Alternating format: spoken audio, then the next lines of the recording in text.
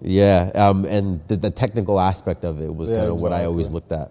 Talk about that. Like, do you have anything to say about kind of when you were first kind of getting the technical side of, or when that first kind of side of things started to come to you, like maybe when you were coming up?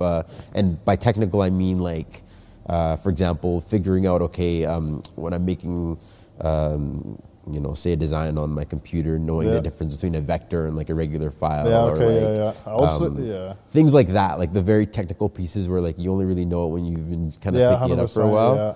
Well, with my first brand, like this was before I went to graphic design school. This is when I kind of like, like you said, it's like you make a graphic and then you kind of like pick it up along the way. So it's like, I had no idea how much work this was going to involve or nothing. I just thought like make a graphic and it'll be easy to get a t-shirt printed or whatever the situation. Yeah.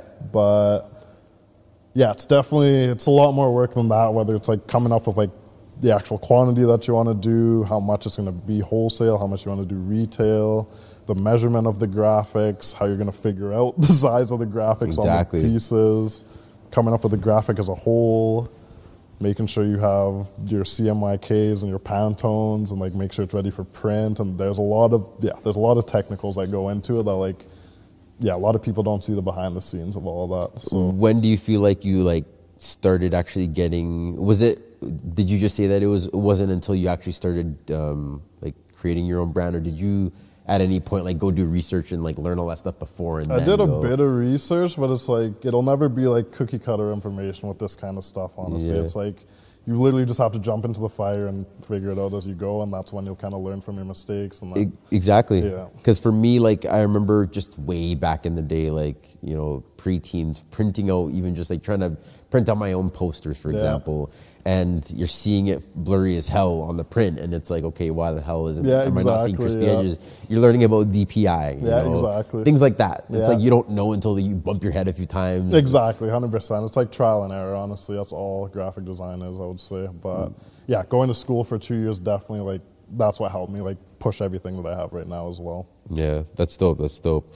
And what about your, I guess, because when you're first starting out, I realize this when it comes to many different mediums. For example, when it comes to video, you have a decision. You can use iMovie or you can use Premiere. When you're doing photo or when you're doing any type of graphic or digital graphics or whatever it might be, you have a choice in terms of like what programs you want to use. 100%.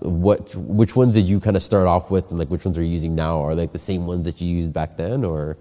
I started out with GIMP, which some people might know, some people might not know, but it's, you can create these vector files if everyone knows what that is. But you make these vector files and it'll kind of be like ready for print or whatever. I'm really happy you said GIMP. I was going to say GIMP is nice, but it's coming up with the actual graphic compared to like Adobe Illustrator. Now that I've like can compare the two, there's a large difference in like time and just like making the graphic like more clean and just like everything like that as well. 100%. Like for example, like GIMP. I'm glad you said GIMP because that was like on my list of ones that I first started using. Paint.net. I don't know if you've ever heard of Paint.net. There's like Canva as well too is another one of them. But I don't know if you've ever heard of Photoscape. This was one that like a random one that I found that. No, I haven't heard of a lot of them, honestly. It was just like in the crunch of time that was just like I need something to use, and it's just like that's when I did the research and I was like, whatever worked.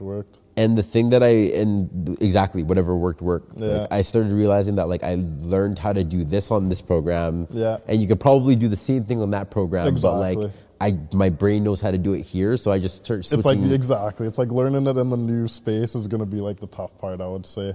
But most tools that they have on there is like Adobe Illustrator is going to have for the most part. So it's like once you transfer, it's like there'll still be like tools you'll recognize. So.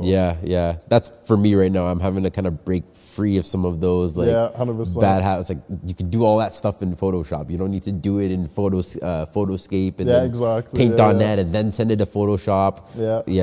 Honestly, I feel like I'm making my job harder for myself. But for anybody that is honestly starting off, I know that even just being able to afford some of these programs is just maybe not always viable in every 100%, case. 100%. That's another thing. But I hear people all the time saying, "Oh, I wish I was a better editor," or "I wish I you know, my motion graphics, or there are ways to become better. There are ways to, you know, start off with the free programs that, you know, just get you in the game, get your foot in the door. Yeah, exactly. And then you can, you know, 100%. of course, then later on go on, and maybe once you've done a gig for somebody for $200, or you've done a couple of those, then you're able to buy the program. Exactly, yeah, exactly. That's the whole thing. And it's like, this also isn't something you got to like go to school for or whatever. It's like graphic design, I could have did solo.